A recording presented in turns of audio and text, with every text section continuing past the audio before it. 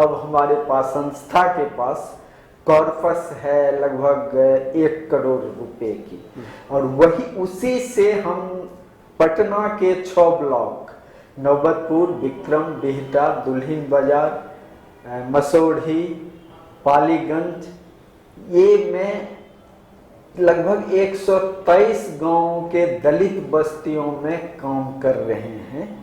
है कि मेरी संस्था रोजी रोटी प्रोग्राम लोगों को लोन देती है जी, और सरकार के बहुत सारे प्रोग्राम चलते हैं, जैसे मसलन जन वितरण प्रणाली। तो जन वितरण प्रणाली में होता क्या है कि ये इतना फिजिबल नहीं है किसी शॉपकीपर जन वितरण चलाने वाले के लिए कि वो 30 दिन दुकान खोल के रखे। वो महीने में 2 दिन दुकान खोलता। वो 1-2 दिन में सबसे गरीब तबका जो है वो उसके पास 100 रुपये नहीं होते कि वो 20 किलो जो भी ग्रेन अनाज मिल रहा है उसको ले पाए। तो अगर रोजी रोटी प्रोग्राम उसको 100 रुपया दे देती है उस दिन लोन, तो वो 10-20 किलो जो भी अनाज मिलता है वो घर जाता है और वो बच्चे खाते हैं। दूसरा, एक गांव में बहुत प्रचलित है बटिया मवेशी पालन, और उसमें होता क्या है कि छोटे गाय भैंस के बच्चे को गरीब लोग ले लेते हैं और उनको 1-2 साल तक पाला जाता है और वो दूध देने के लायक हो जाती है 1-2 साल में। जब वो दूध देने के लायक हो जाती है तो उसका प्राइस फिक्स होता है कि 10,000 दाम फिक्स हुआ, 50% या तो ऑनर दे दे या 50% शेयर जो पालने वाले हैं वो दे दे, तो ऑनरशिप, फुल ऑनरशिप उनका हो जाएगा। तो अक्सर होता क्या है कि गरीबों के पास 5,000 रुपये नहीं होते, तो वो अक्सर जिनके पास होता वो ले जाते हैं। तो अगर रोजी रोटी प्रोग्राम 5,000 रुपया लोन दे दिया उसको उस टाइम, तो उस गाय पर भैंस पर उसका ऑनरशिप हो जाता है। शुरू में तो अच्छा नहीं लगता था, लेकिन अब लगता है अच्छा। अच्छा, अब अच्छा लगता है। अब भला करने से मेरा भी भला हो रहा है, सब कुछ अच्छा हुआ जी। तो और क्या चाहिए, अच्छा काम कर रहे हैं, गरीब का मदद कर रहे हैं, अब थोड़ा अच्छा लग रहा है। नमस्कार, बुलेटिन ऑफ बिहार के खास प्रोग्राम में आज हम बात करेंगे सुनील चौधरी जी से। Sunil Chaudhary ji centre for promoting sustainable livelihood के फाउंडर भी हैं और साथ साथ सेक्रेटरी भी। इनकी यह संस्था रोजी रोटी एक प्रोग्राम चलाती है जिसके तहत दलित और महादलित बस्तियों में गरीब तबके के लोगों को माइक्रो फाइनेंस लेवल पर लोन दिया जाता है, उनकी सुविधा के अनुसार और इनकी कंपनी की सुविधा के अनुसार दोनों तरफ से एक म्यूचुअल अंडरस्टैंडिंग बनती है और एक साधारण सी इंटरेस्ट पर उनसे ये सारा बिजनेस डील होता है। इससे गरीब तबके के लोग को इमीडिएट राहत मिलती है। आइए जानते हैं विस्तार से सुनील चौधरी से। सर, सबसे पहले तो आपका स्वागत है हमारे चैनल में। और सर, कैसे इस प्रोग्राम को आप करते हैं और ये जो रोजी रोटी का आपका काफ़ी फेमस ये प्रोग्राम है आपके संस्था के तहत जो CPSL संस्था है, तो ये विचार कैसे आया आपको? नमस्कार, मैंने rural management Xavier institute of social service Ranchi से किया 1986 में जी। और तब मेरी आकांक्षा सिर्फ इतनी थी कि एक अच्छी सी नौकरी मिल जाए और मेरा जीवन चले। नौकरी मिली भी। 86 के बाद मैंने DRDA Ranchi, Kribhco, Indo British rainfed farming project, Hindustan fertilizer corporation और मध्य प्रदेश महिला आर्थिक विकास निगम में काम किया जी।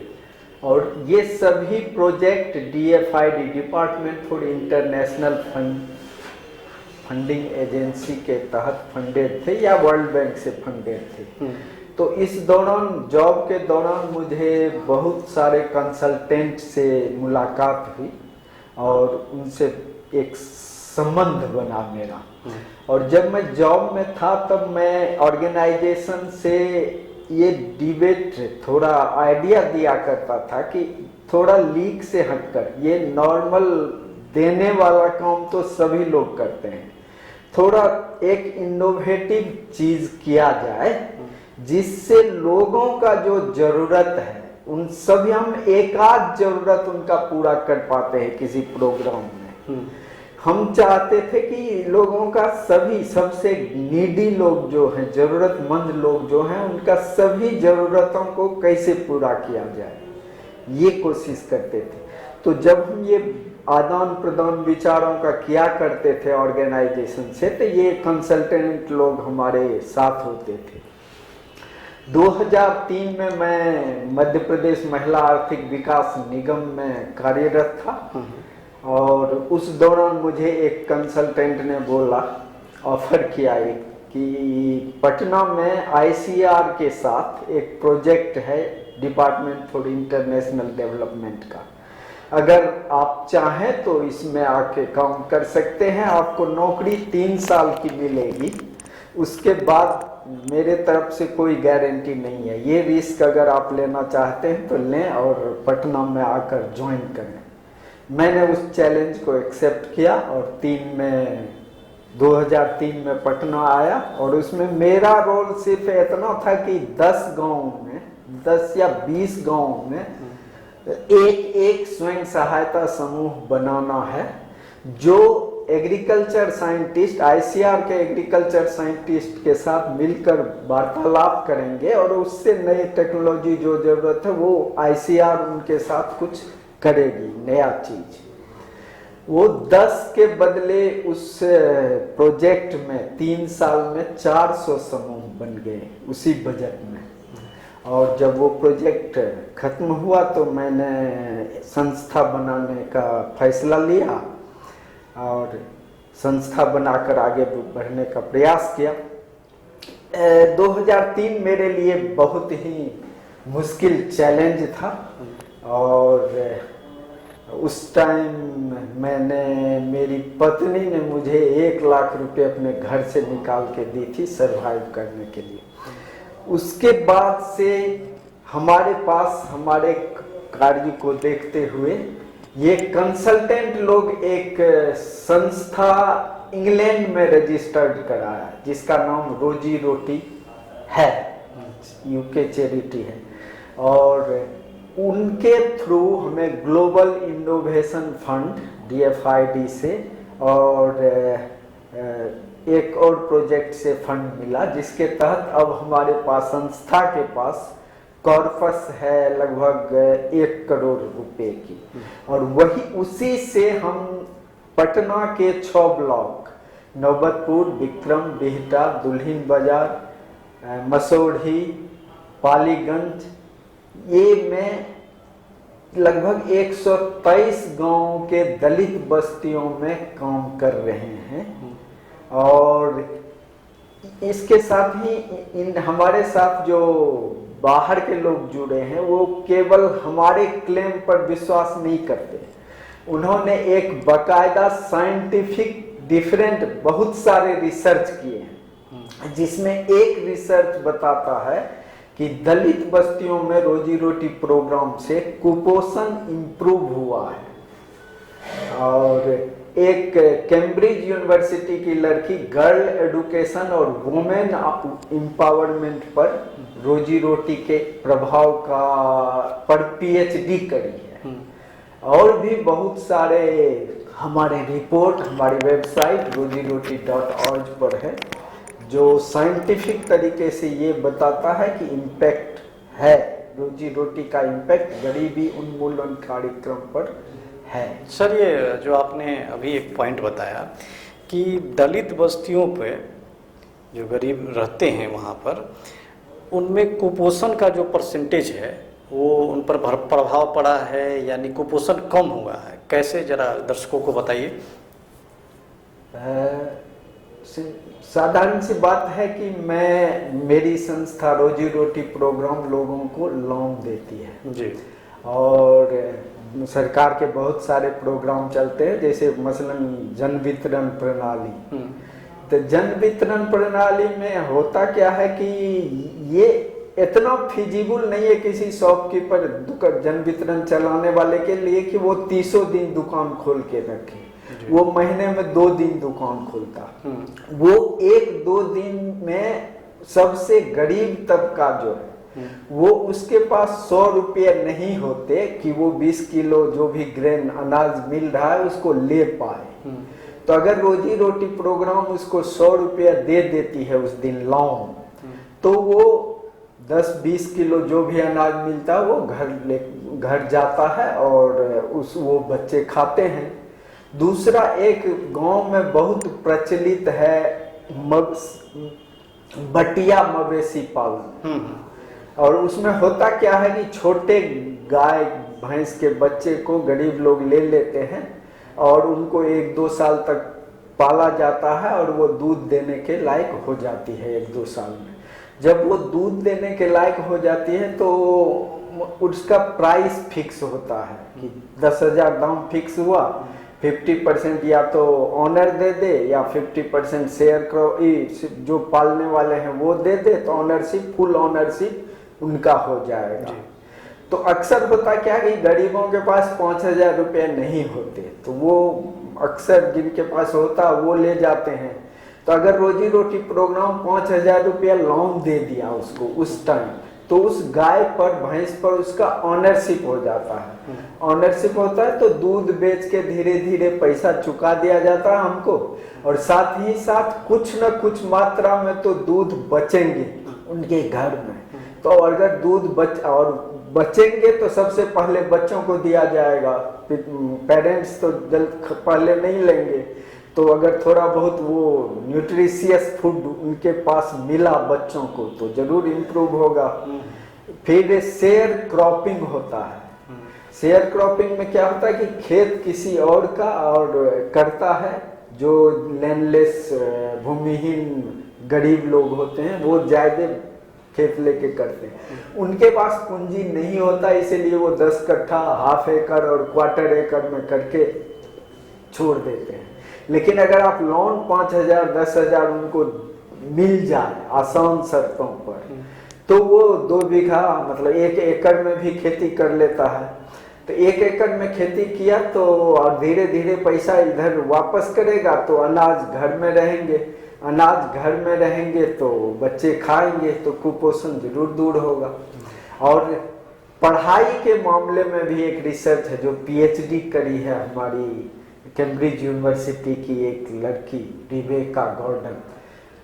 तो उसमें क्या होता है कि बच्चे क्यों स्कूल में तो सब कुछ खर्चा नहीं करना पड़ता है, सरकार ने बहुत सारी चीजों की व्यवस्था की है, साइकिल बहुत इम्पैक्ट डाल रहा है गाँव में।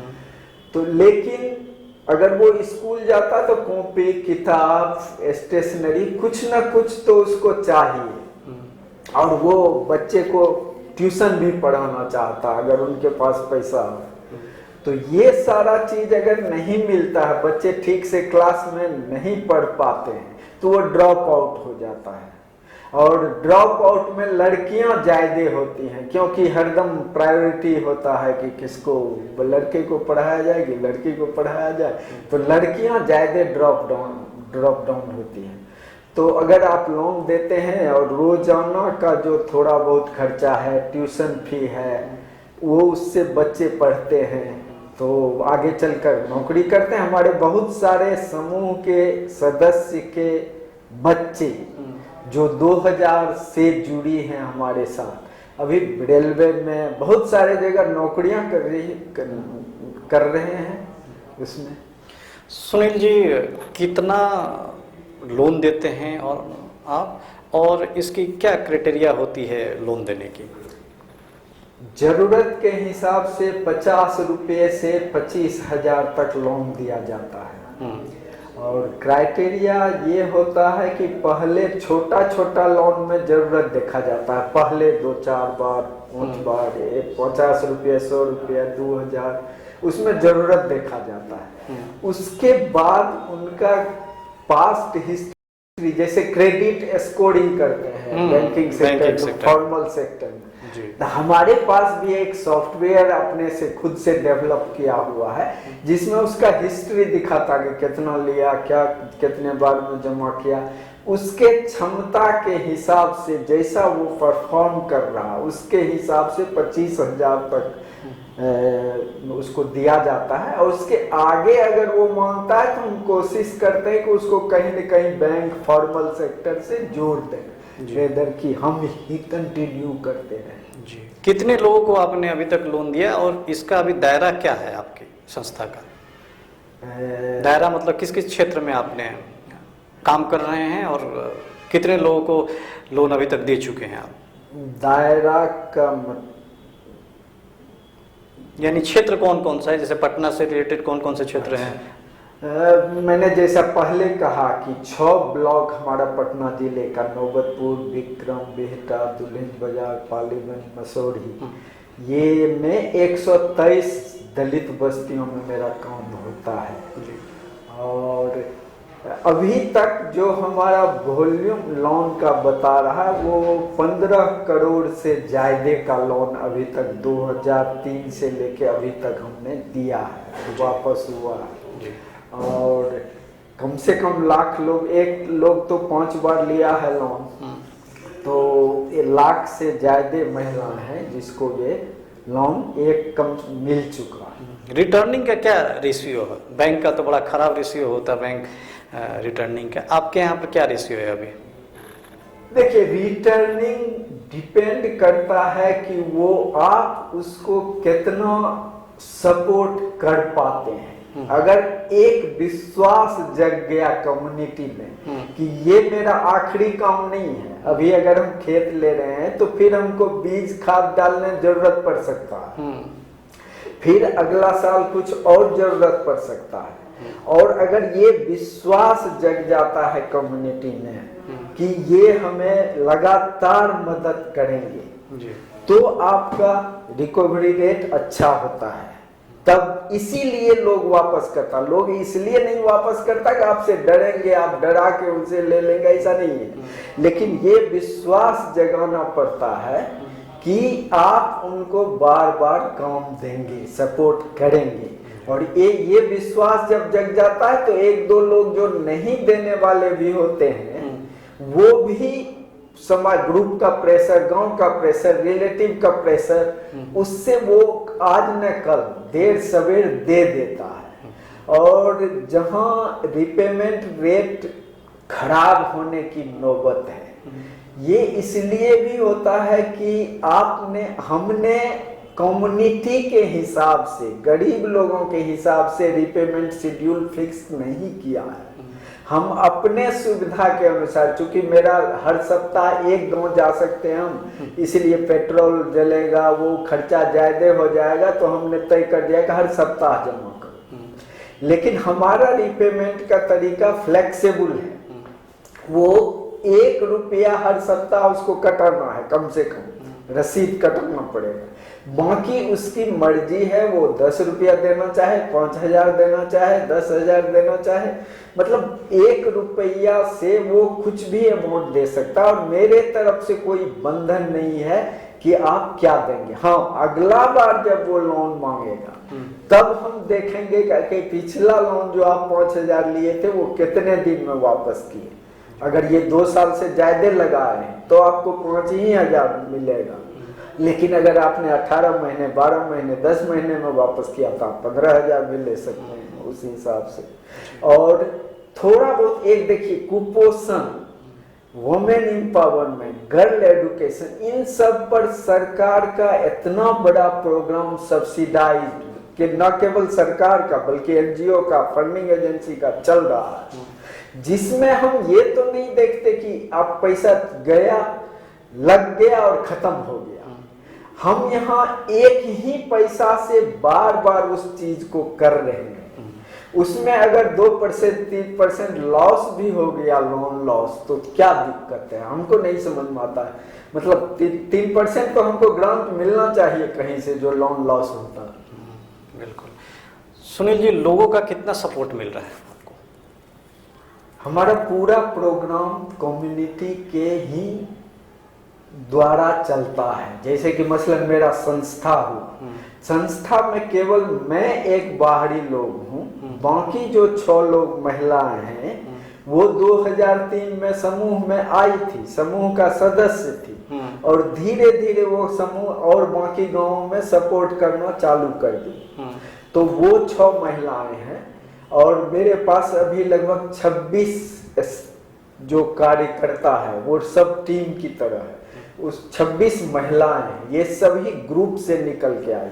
तो एक रोजी रोटी प्रोग्राम का ये भी खासियत है कि हम लोकल महिला को एम्पावर करते हैं, जो 24 घंटा सपोर्ट लोकल कम्युनिटी में कर पाता है। बाहरी लोग होगा तो वो उतना सपोर्ट नहीं होगा, और सपोर्ट होगा तो कम्युनिटी, मेरा एक कहना है, कम्युनिटी सपोर्ट में टेस्ट ऐसे करता हूँ कि अगर बहुत सी भी महिला हैं जो रोज रसीद काटती है, उनके पास 5,000 10,000 शाम तक पैसे भी होते हैं, लेकिन आज तक किसी ने, वो अकेले आती है 5-5 किलोमीटर पैदल, आज तक कोई भी लोग उन्हें, मतलब दूसरे का देखते हैं और जगह देखते हैं कि पैसा है तो कोई भी कुछ भी हो सकता है, लेकिन आज तक मेरे यहाँ ये सब चीज नहीं हुआ है।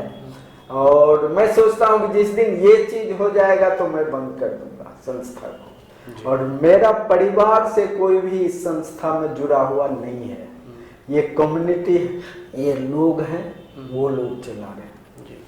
ये थे सुनील चौधरी, CPSL इनकी ऑर्गेनाइजेशन है, एक संस्था है, सोसाइटी है, और इसके तहत रोजी रोटी इनके जो प्रोग्राम है वो काफ़ी फेमस हो रही है। गरीब तबके के लोग, दलित, महादलित बस्ती के जो लोग हैं, खासकर पटना के आसपास की या दानापुर के आसपास की जो गांव हैं, वहाँ की दलित बस्ती में खासा प्रभाव है इनका, लोग लाभान्वित हो रहे हैं।